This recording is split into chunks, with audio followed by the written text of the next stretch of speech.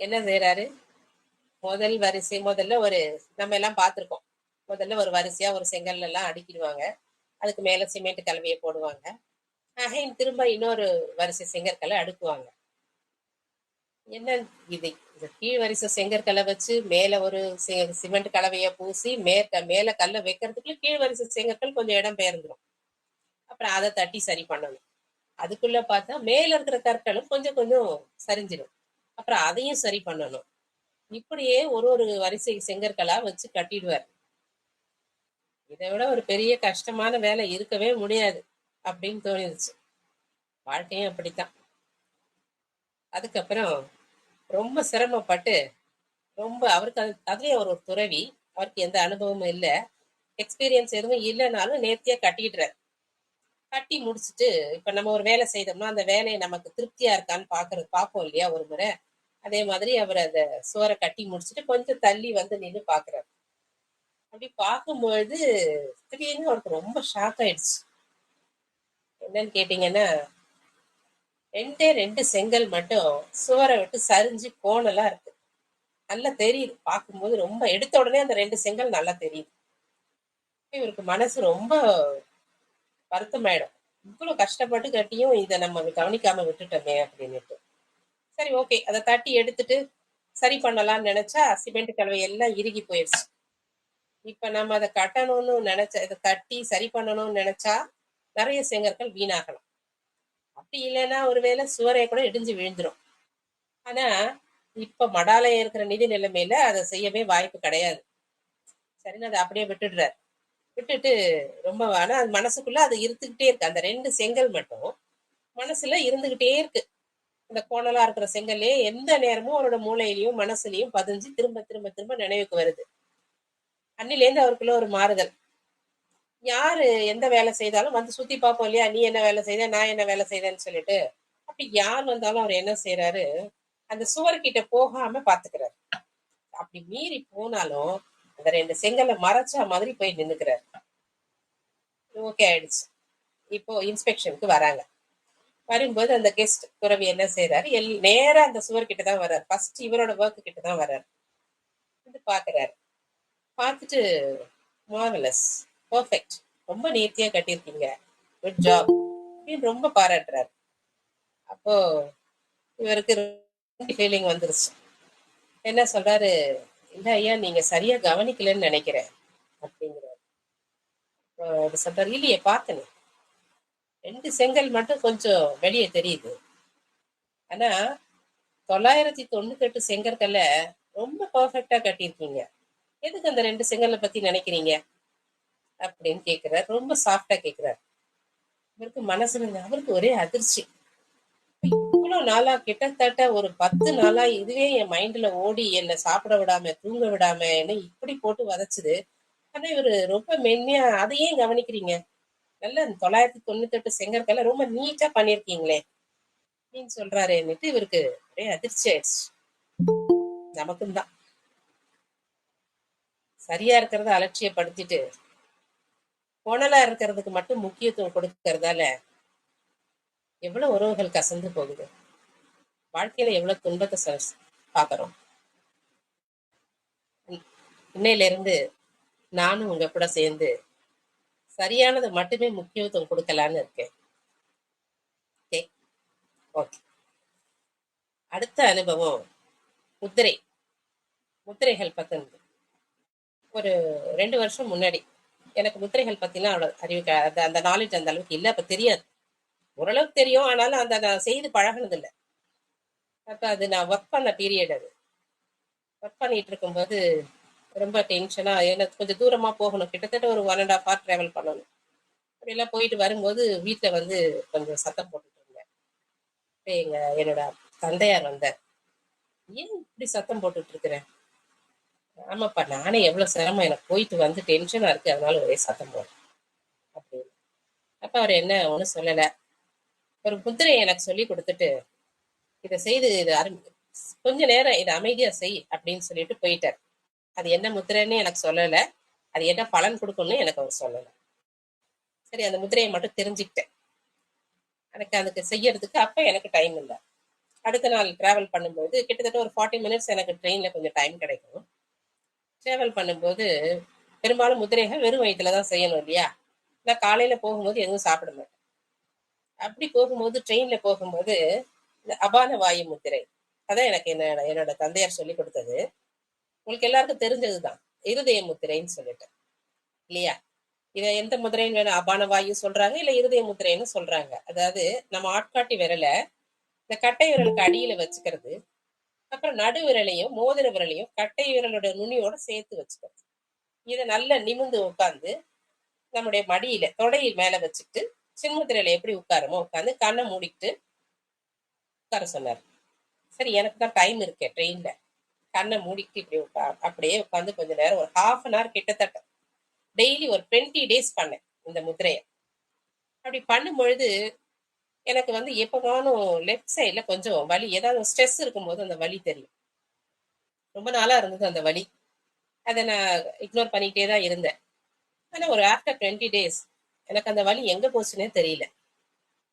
அதுக்கப்புறம் எப்போ எனக்கு கொஞ்சம் படபடப்பு அதிகமா இருக்கும், உணர்ச்சி வசப்படுற நேரம் வருதோ, இல்ல கடந்த காலத்துல நடந்த அறியாமையினால நடந்த சிலதெல்லாம் நினைச்சு அதை நினைக்கும் போதோ சில படபடப்பு ஏற்படும் பொழுது எப்பவுமே இதை அமைதியா போய் ஒரு 5 நிமிஷம் இதை வச்சுட்டு உட்காந்து இந்த முத்திரையை உட்காந்துட்டு வச்சுட்டு அமைதியா இருந்துருவேன். நாளடைவில் அந்த படபடப்பெல்லாம் போயாச்சு. அதனால அனுபவத்தால இந்த முத்திரையில எனக்கு ரொம்ப பிடிக்கும். இந்த முத்திரையை நான் எப்பெல்லாம் ஒரு ஆங்ஸைட்டியா இருக்கிறேன்னு ஃபீல் பண்றதோ அப்பெல்லாம் ஒரு 5 மினிட்ஸ் நான் இதை பண்ணுவேன். நீங்க முயற்சி பண்ணி பாருங்க, நிச்சயம் நல்லாவே இருக்கும். அநேகமா உங்களுக்கு இந்த முத்திரை தெரிஞ்சிருக்கும். இருதய முத்திரை இல்ல அபான வாயு முத்திரைன்னு சொல்லுவாங்க. இந்த கட்டை விரலோட அடிபாகத்துல ஆட்காட்டி விரலோட நுனி அப்படி வச்சுட்டு 2 விரல் சுண்டு விரல நீளமா இப்படி நீட்டி வச்சுக்கணும். இந்த விரல இந்த நுனி பகுதி மட்டும் தொடுற மாதிரி ஃபெதர் டச், அழுத்தம் கொடுக்காம கட்டை விரலோட பாகத்தோட இந்த 2 விரலோட நுனி பாகத்தை மட்டும் வச்சுக்கணும். வச்சுக்கிட்டு ஆகாயத்தை பாக்குற மாதிரி திருப்பி கையை வச்சுக்கிட்டு நம்முடைய மடி மேல வச்சுக்கிட்டு அமைதியா நம்முடைய மூச்சை மட்டும் கவனிக்கணும். அப்படி கவனிக்கும் பொழுது மனம் கொஞ்சம் கொஞ்சமா நம்ம அமைதியாகிறத பார்ப்போம். இந்த முத்திரை ஒண்ணு, இது என்னோட 2வது அனுபவம். அதுக்கப்புறம் இந்த பிருத்வி முத்திரைன்றது நானே அதுக்கப்புறம் முத்திரைகளை பத்தி ஓரளவுக்கு தெரிஞ்ச பிறகு பிருத்வி முத்திரையை கொஞ்சம் ட்ரை பண்ணியிருக்கேன். நான் எல்லாமே வந்து சரியாகிற வரைக்கும் தானே முத்திரைகள் செய்ய சொல்றாங்க. அதனால எப்பெல்லாம் எனக்கு ஆற்றல் கம்மியா இருக்கு அப்படின்னு ஃபீல் பண்றேனோ அப்ப இந்த பிருத்வி முத்திரையை வச்சுப்பேன். நமக்கு தெரியும் நம்ம விரல்கள்ல பஞ்சபூதங்கள் இருக்கு நேற்று, இல்லையா? நிலம், நீர், நெருப்பு, காற்று, ஆகாயம். இப்ப நிலத்துக்கான முத்திரை நம்முடைய மோதிர விரல், இதை பிருத்வி முத்திரைன்னு சொல்றாங்க. இதையும் நம்ம என்ன செய்வோம்னா இந்த கட்டை விரலோட இந்த விரல மோதிர விரலோட நுனிய இதை வச்சுட்டு எப்பவும் போல அந்த நம்முடைய மடி மேல அதை வச்சுட்டு உட்கார்ந்துருப்போம். ஆனா இப்போ இதுல வந்து உடல், மனம், உயிர், இதுல 3மே இந்த மூலாதார முத்திரையில வந்துடும். எப்படின்னு கேட்டீங்கன்னா, முத்திரை செய்வதற்கு முன்னாடி என்ன செய்வோம்னா உடம்பு மனசை ரிலாக்ஸ் பண்ணிக்கணும். ஒரு அமைதியான இடத்துல போயிட்டு கொஞ்ச நேரம் அப்படியே மூச்சை மட்டுமே வாட்ச் பண்ணணும். வாட்ச் உங்களுக்கு எல்லாருக்கும் தெரிஞ்சதுதான். ஜஸ்ட் நம்முடைய மூச்சு எங்க இருந்து ஆரம்பிக்குது, எது வரைக்கும் போகுது அப்படின்றத பார்த்தோம்னாலே மூச்சை கவனிக்க தொடங்கிடும். அமைதியா உட்காந்து கொஞ்சம் உங்க மூச்சை 1 நிமிஷம் 1 செகண்ட் பாருங்க. அந்த மூச்சு கூடவே உங்க மனம் போய் வரட்டும். இப்போ இத மூலாதாரத்துக்கு எடுத்துட்டு வர போறோம். நமக்கு எல்லாருக்கும் தெரியும் மூலாதாரம் எங்க இருக்கு, ஆனஸ்க்கு மேல இருக்கு அப்படிங்கிற 6 சக்கரங்கள்ல மூலாதார சக்கரம் ஆனஸ்க்கு மேல இருக்குன்னு தெரியும், இல்லையா? அப்ப அந்த இடத்துக்கு மூச்சை நம்ம கொண்டு வர போறோம். நிதானமா நம்ம உடம்பு முழுக்க மூச்சு ஓடிக்கிட்டே இருக்கு, நமக்கு தெரியும் இல்லையா? நம்ம இன்ஹேல் பண்ற அந்த மூச்சு காற்று நுரையீரல் வழியா இருதயத்துக்கு போய் இருதயத்திலிருந்து ரத்தம் மூலமா எல்லா உடம்புல எல்லா பாகத்துக்கும் போகுது. அதனால உடம்புல மூச்சு எங்கேயும் இருக்கும், நீங்க எங்க கவனிச்சாலும் அந்த மூச்சு வந்துடும். மூச்சை நீங்க கவனிக்கலாம். இப்ப நம்ம மூலாதார முத்திரை செய்ய போறதால இந்த முத்திரையை நம்ம மூலாதாரத்துல வைக்க போறோம். இந்த மூச்சை மூலாதாரத்துல கவனிக்க போறோம். நல்ல நிதானமா அமர்ந்து முதல்ல நம்ம ரிலாக்ஸ் பண்ணிக்கணும். ரிலாக்ஸ் பண்ணும்போது எப்ப நம்ம உடம்பும் மனசும் ரிலாக்ஸ் ஆகுது நமக்கே ஃபீல் ஆகும். அப்படி பண்ண அப்படி ரிலாக்ஸ் அப்படி ஃபீல் பண்ணும்போது நீங்க இப்ப இந்த முத்திரையை ஆரம்பிங்க. சரியா? மோதிர விரலையும் இந்த கட்டை விரலோட நுனியையும் சேர்த்து வச்சுக்கணும். லைட்டான டச் தான், ரொம்ப அழுத்தமா இல்லை, லைட்டான டச். முதிரைகள் செய்வதற்கு முதல் ரூல் என்னன்னா, நகம் இருக்கக்கூடாது. நம்ம நம்ம நகத்துல ரொம்ப ஓவரா அதிகமான நகம் வச்சுக்க கூடாது. கரெக்டா கட் பண்ணி இருக்கணும். அதுதான் அதோட ரூல், ஃபர்ஸ்ட் ரூல். இப்போ அப்படி வச்சுட்டு நம்ம இன்ஹேல் பண்ண போறோம். மூலாதாரம்ங்கிறது பிருத்திவி தத்துவம், பூமி தத்துவம்னு தெரியும். இப்போ பூமியிலிருந்து ஆற்றல் நம்முடைய கால்கள் வழியாக நம்முடைய மூச்சோடு வந்து தலை உச்சி வரைக்கும் வர்றதா ஒரு பாவனை. அந்த உணர்வை கொண்டு வாங்க. அப்படி கொண்டு வரும் பொழுது நிதானமா கொண்டு வாங்க. இப்ப திரும்ப நம்ம மூச்சை விட போறோம். இப்ப இந்த தலையில இருந்து பிரபஞ்ச ஆற்றல அங்கேருந்து நம்ம எப்பயுமே தலை வழியா பிரபஞ்ச ஆற்றல் நம்முடைய தலை வழியா நம்ம உடம்புக்கு வரப்போகுது. இந்த பிரபஞ்ச ஆற்றல் தலை வழியா நம்ம உடல் முழுவதும் பாதம் வரைக்கும் வர மாதிரி ஒரு ஃபீல் பண்ணணும். அந்த மூச்சை எல்லா இடத்துக்கும் போற மாதிரி ஃபீல் பண்ணணும். அப்படி பண்ணும் பொழுது கண்ணை மூடி நிதானமா நீங்க ஒரு அமைதியான இடத்துல இதை செய்யும் பொழுது உங்களுக்குள்ள நல்ல ஒரு வைப்ரேஷன் தெரியும். எப்போ உங்களுக்கு டைம் கிடைச்சாலும் உங்களுக்கு ஒரு ஆற்றல் கம்மியா இருக்கிற மாதிரி ஒரு சோர்வா இருக்கிற போல இருந்தாலும் அந்த டைம்ல நீங்க இதை செய்யும் பொழுது உங்களுக்கு ஆற்றல் வந்து அதிகமாகும். ஆற்றல்ல ரொம்ப ஈஸியா நம்ம அதை பெற முடியும். சரிங்களா? இது பிருத்வி முத்திரை. தெரியுது, இப்ப தெரியுதுங்களா? பிருத்வி முத்திரை, மூலாதார முத்திரை, இது எல்லாருக்கும் உங்களுக்கு தெரிஞ்சதுதான். பட் உங்களுக்கு இந்த அனுபவத்தை ஷேர் பண்ணணும். ஏன்னா இந்த இந்த ரெண்டு முத்திரையாலும் எனக்கு நான் நேரடியா நிறைய அனுபவம் பெற்றிருக்கேன். எப்பெல்லாம் சோர்வா இருக்குதோ இதை செய்வேன், எப்பெல்லாம் படபடப்பு அதிகமா இருக்கும் இப்ப இந்த அபான வாயு முத்திரை. ஒரு 5 மினிட்ஸ், அவ்வளவுதான். நல்ல விரலை நீட்டி வச்சுக்கணும். இந்த ரெண்டு முத்திரைகளை பத்தி இன்னைக்கு சொல்லியிருக்கோம். இதோடயே நம்முடைய மூச்சையும் கவனிக்கிறதால நமக்கு ஒரு பிராணாயாமமும் கிடைச்சிடுது இல்லையா? நம்ம வந்து மெல்லமா அந்த மூலாதார சக்கரத்து மேலேயே, அந்த மூலாதார சக்கரம் இருக்கு இல்லையா, அந்த சக்கரத்து மேல கவனம் செலுத்துறதால நமக்கு ஒரு தியானம் பண்ண எஃபெக்டும் கிடைச்சிருது. ஸோ இதுல 3 நமக்கு கிடைச்சிரும். இதுல மூச்சு பயிற்சி கிடைச்சிரும், முத்திரையை பண்ணிடுறோம், தியானமும் பண்ணிடுறோம். இந்த மாதிரி எல்லா முத்திரைகளையுமே எல்லா செயல்களையுமே நம்ம வந்து மூச்சை கவனிச்சு செய்யும் பொழுது அது தன்னால வந்து ஒரு தியானம் போல மாறிடுது. இங்க கூட சேர்ந்து இதை நானும் இனிமே ரெகுலராகவே இதை வந்து எப்பவும் ப்ராக்டிஸ் பண்ணலாம். ஆனா எனக்கு இது ஆற்றல் நமக்கு எப்ப தேவைப்படுதோ அப்ப மட்டும் பண்ணா போதும் அப்படிங்கிறாங்க இந்த முதிரைகளை. ஸோ அதை நான் பண்றேன். சரிங்களா? Okay. Jayanthi ma'am, hello hello. Ma'am. Yes ma'am. Okay.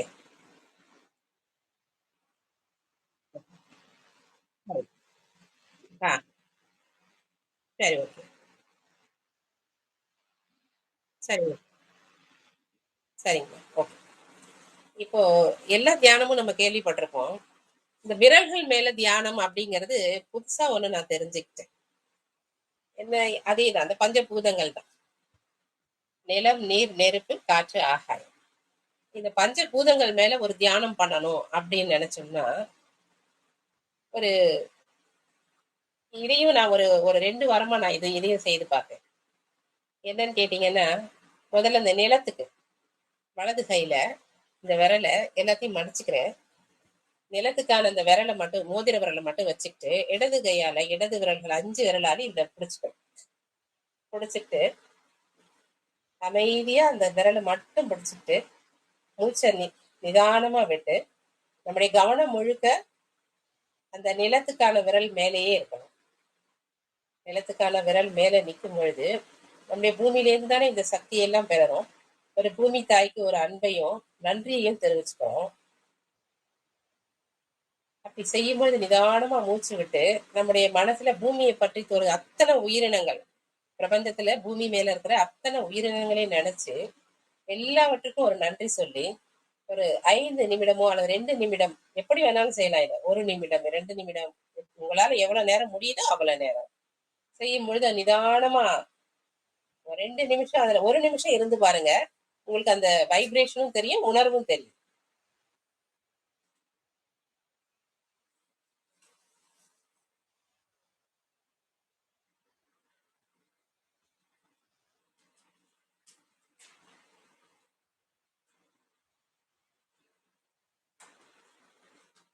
உங்களுடைய கவனம் முழுவதும் அந்த விரல் மேலேயே குவிஞ்சிருக்கும். இந்த விரல் மேல குவியும் போது நம்முடைய மூலாதாரத்து மேலேயும் குவிஞ்சிருக்கும், இந்த பூமி மேலேயும் குவிஞ்சிருக்கும். இப்ப பூமியில நம்ம என்னெல்லாம் பார்த்திருக்கோம், எவ்வளவு அழகான இயற்கையான இடங்கள் எல்லாம் நம்ம பார்த்திருக்கோம். அதெல்லாம் நம்முடைய நினைவுக்கு கொண்டு வரலாம். மன அமைதியாக.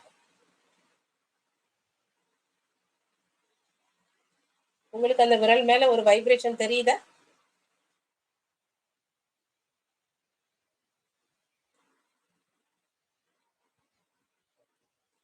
இப்ப அடுத்தது நம்முடைய நீர் தத்துவத்துக்கு இந்த விரல். இத விரல் தியானம்னு சொல்றாங்க. அதேதான். இந்த வலது கையில இந்த சுண்டு விரல் அப்படி வச்சுக்கிட்டு இடது கையால அதை பிடிச்சுக்க போகும். பிடிச்சிக்கிட்டு திரும்பவும் அதே மாதிரிதான். ஒரு நிமிஷம் கண்ணை மூடி அந்த விரலை பிடிச்சிட்டு நம்முடைய நீர், ஒரு கடல் நீர், கடல் அலை, கடல் அலைகிட்ட நிற்கும் பொழுது நம்ம மனசு எவ்வளவு லேசாயிடுது இல்லையா? எவ்வளவு பரந்த கடல். நீருக்கு எவ்வளவு ஆற்றல் இருக்குங்கிறது எல்லாருக்குமே தெரியும். ரொம்ப சோர்வா இருக்கும்போது தண்ணியை குடிச்சோன்னே நமக்கே ஒரு புத்துணர்ச்சி வந்துடும் இல்லையா? நீர் எவ்வளவு ஆற்றல் உண்டது. நீரின்றி அமையாத உலகு இல்லையா? அதனால இதையும் ஒரு நிமிஷம் அப்படியே கண்ணை மூடி உங்களுக்கு எந்த நீரெல்லாம் நீங்க பார்த்துருக்கீங்களோ, ஏரியோ, ஆறோ, குளமோ, கடலோ, இதெல்லாம் உங்க ஞாபகத்துக்கு வருதோ, நீர் நிறைந்திருக்கிற இடம், அதை ஞாபகத்துல கொண்டு வாங்க. நீரிலிருந்து நம்ம ஆற்றல் பெறுகிறோம், நீராலும் நீரிலிருந்தும் பாதுகாப்பு பெறுகிறோம் அப்படிங்கறத மனசுக்குள்ள சொல்லிப்போம். அந்த நீருக்கு நன்றி சொல்லிப்போம். லேசா பிடிங்க, ரொம்ப அழுத்த வேண்டாம். அப்ப அந்த வைப்ரேஷனை உங்களால ஃபீல் பண்ண முடியும். அழுத்தமா பிடிக்காம லேசா பிடிக்கும் போது அந்த வைப்ரேஷன் உங்களால நல்லா ஃபீல் பண்ண முடியும்.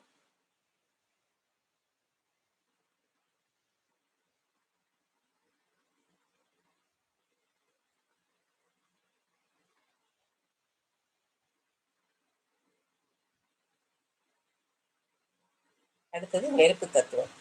நமக்கு எல்லாம் தெரியும், எல்லா ஆற்றலும் சூரியன் கிட்ட இருந்துதான் வருதுன்னு சொல்லிட்டு இல்லையா? ஒரு 4 நாள் சூரியன் வரல, வெறும் மழை அடிச்சுட்டே இருக்குன்னா நம்மளோட நிலைமையெல்லாம் எப்படி இருக்குன்னு யோசித்து பாருங்க. உடம்புல வெப்பம் இல்லைன்னா என்ன ஆகும்னு யோசித்து பாருங்க. வெப்பம் தானே எல்லாத்துக்கும் காரணம், ஆற்றலை கொடுப்பது இல்லையா? அப்ப இது நெருப்பு தத்துவத்துக்கான இந்த கட்டை விரல். இந்த கட்டை விரலை இடது கையால திரும்ப அதே மாதிரி பிடிச்சுப்போம். நெருப்போட ஆற்றல் நமக்கு எங்கெல்லாம் உதவுதுன்னு நீங்க பாருங்க. எல்லா இடத்துலயும் உதவுது. நம்ம சமைக்கிறதுல ஆரம்பிச்சு நம்ம உடம்புல வெப்பத்தை கொடுத்து நம்மளை பாதுகாப்பா வச்சுக்கிறதுல இருந்து, அது கூடாம நம்ம உடம்புல கொஞ்சம் வெப்பம் கூடுனாலும் குறைஞ்சாலும் நோய் தானே இல்லையா?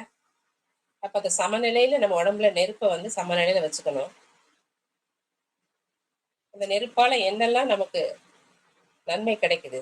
நெருப்புக்கெல்லாம் ஆதி காரணமான சூரியனை நினைச்சுப்போம்.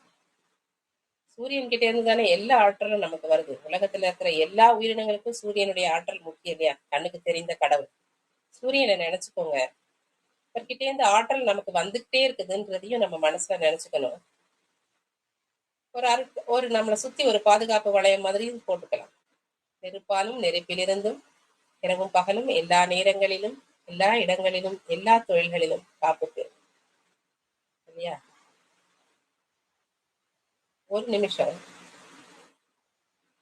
இத இத சூரியனை நினைச்சுக்கிட்டு இந்த கட்டை விரலை லேசா பிடிங்க. மூச்சை மட்டும் கவனிங்க. அந்த விரல் மேலேயே நம்ம ஃபோக்கஸ் இருக்கணும்.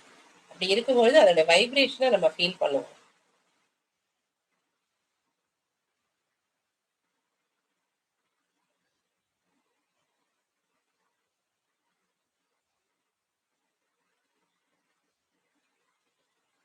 ஃபீல் பண்ண முடியுதா? அடுத்தது காற்று தத்துவம். உலகம் முழுக்க இருக்கிற காற்று தான் நம்ம உடம்புலயும் இருக்கு இல்லையா? காற்று இல்லைன்னா ஒண்ணும் இல்லை. கொஞ்ச நேரம் காத்து இல்லாம நம்மளால இருக்க முடியுமா? எல்லாம் அடைச்சு வச்சிருக்கிற ஒரு இடத்துல எங்க காத்தை தேடி ஓடுவோம். ஜன்னலை திறந்து வைக்கிறது, ஃபேனை போடுறது. காற்று இல்லாத இடத்துல நம்மளால இருக்கவே முடியாது. நம்ம உடம்புலயே அதே காற்று ஓடிட்டு இருக்கு. மூச்சு நின்று போச்சுன்னா ஒண்ணும் இல்லைன்னு சொல்லிடுறாங்க. அந்த காற்று கூடவோ குறையவோ இருக்கும் பொழுது நம்ம உடம்புல நிறைய நோய்கள் தோன்றுது அப்படின்னு சொல்றாங்க. இந்த காற்றையும் சமநிலையில வச்சுக்கணும். உடம்புல வாதம், பித்தம், கபம்னு 3 சொல்றாங்க இல்லைங்களா? வாதத்துக்கான தத்துவம் வாயு தத்துவத்துல இந்த வாயு வந்து நம்ம உடம்புல இருக்கிற 10 வாயு சொல்றாங்க. 10 வாயுக்கள் நம்ம உடல்ல இருக்கிறதா சொல்றாங்க. இந்த 10 வாயுக்களும் சமநிலையில இருக்கணும்னு சொல்றாங்க. அப்படி இருந்தாதான் நம்ம ஆரோக்கியமா இருக்க முடியும்னுட்டு. அப்ப நம்ம என்ன செய்வோம், இந்த காற்றுக்கான தத்துவத்தை இந்த சுட்டு விரல், ஆள்காட்டி விரல்னு சொல்றோம் இல்லைங்களா? இந்த விரல் தாங்க. இந்த விரல் மேல நம்ம கவனத்தை குவிச்சு இடது கையால அந்த விரலை பிடிச்சுக்கிறோம். இங்கே இருக்கிற மெல்ல ஒரு ஒரு பிரீஸ் அதை ஃபீல் பண்ணி பாருங்க. அந்த காற்று மெல்லமா வீசும்போது இந்த செடி கொடிகள் மரங்கள் எவ்வளவு மெல்லமா அசையுது. அந்த காற்று நம்ம மேல படும்போது நம்ம எப்படி ஃபீல் பண்றோம், இதையெல்லாம் நம்ம உணரணும். ஒரு பாவனையால உணரணும். நம்ம உடம்புல வந்து இந்த காற்று வந்து சமநிலையில இருக்கணும் அப்படிங்கிறதையும் மனசுல வச்சுட்டு ஒரு தியானம் மாதிரி நம்ம உடம்புல இருக்கிற காற்று வந்து நமக்கு நன்மை செய்யணும். எப்பவும் காற்று நமக்கு இனிமையா வீசணும். சுத்தமான காற்று கிடைக்கணும். காற்றாலும் காற்றிலிருந்தும் இரவும் பகலும் எல்லா நேரங்களிலும் எல்லா இடங்களிலும் எல்லா தொழில்களிலும் காப்பு பெறுவோம் அப்படிங்கிற ஒரு சங்கல்பம் போட்டுக்கிறோம்.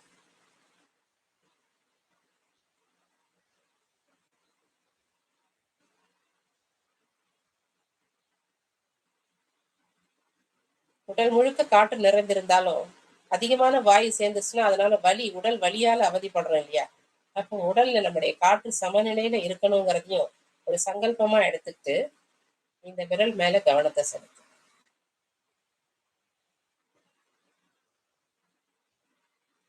அடுத்தது ஆகாய தத்துவம், நடுவிரல். நம்ம உடம்புல உயிரா ஓடிட்டு இருக்கிற ஆகாய தத்துவம். உடல் முழுக்க இந்த உயிர் சுழன்று ஓடிக்கிட்டே இருக்கு. நமக்கு எல்லாருக்கும் தெரியும், உடல்ல வந்து ஒரு குறிப்பிட்ட இடத்துல உயிர் இல்லை, உடல் முழுவதும் உயிர் சுழன்று ஓடிக்கிட்டு இருக்குது அப்படிங்கிறது தெரியும். அப்ப இந்த உயிர் தத்துவத்தை நம்ம சரியா வச்சுக்கணும் இல்லையா? இதுக்கெல்லாம் நமக்கு என்னது இருக்கு? இதுக்கு ஈஸியான வழி இந்த விரல் மேல கவனம் வச்சு நமக்குள்ள ஒரு சங்கல்பம் ஏற்படுத்திக்கிறது தான் இல்லையா? பிரபஞ்சம் முழுவதும் நிறைந்திருக்கு ஆகாயம்ங்கிற இந்த உயிர் தத்துவம் நம்முடைய உடல்லையும் உயிரா ஓடிட்டு இருக்கு. இந்த உயிர் துகள்கள் வந்து சரியான அளவுல என் உடம்புல இருக்கணும். நம்முடைய உடம்புல வந்து உயிர் துகள்கள் சரியான அளவுல இருக்கணும். அதை ஒரு தியானம், அதை ஒரு சங்கல்பம் போட்டு எந்த இடத்துல உயிர் துகள்கள் வந்து மிக சரியா இருந்தாதான் நம்மளால ஆற்றலோட செயல்பட முடியும் இல்லையா? உயிர் துகள்கள் நல்ல ஆற்றலோட இருக்கணும் அப்படிங்கிற ஒரு எண்ணத்தை மனசுல வச்சுட்டு அந்த விரல் மேலேயே கவனம் வச்சு அந்த கவனத்தை குவிச்சு மெல்லமா மூச்சையும் கவனிப்போம்.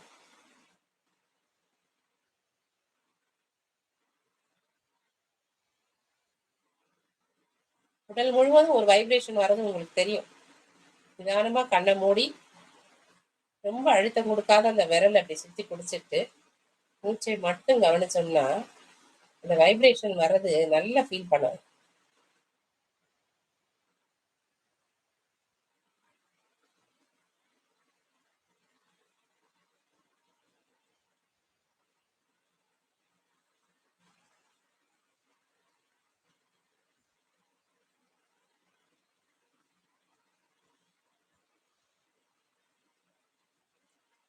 உங்களால அந்த துடிப்பெல்லாம் உணர்ந்துக்க முடியும்னு நினைக்கிறேன்.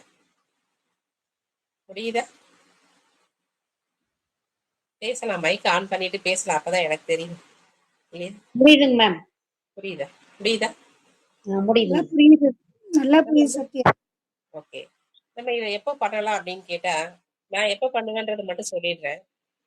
காலையில தூங்கி எழுந்திருக்கும் போது அந்த பெட் டைம்ல அந்த ஸ்லீப் போகாமையும் இருக்கும், தூங்காமையும் தூங்குற மாதிரி இருக்கும் பாருங்க. அந்த நேரம் நான் எழுந்து அப்படியே அந்த பெட்லயே உட்காந்துட்டு அப்ப இந்த பஞ்சபூத சக்திகள் நம்ம உடம்புல சரியா இருக்கணும் அப்படிங்கிறதுக்காக ஒரு 5 நிமிஷம் ஒவ்வொரு விரல் மேலேயும் நான் கவனத்தை செலுத்தி காலையில நான் செய்யறது இது.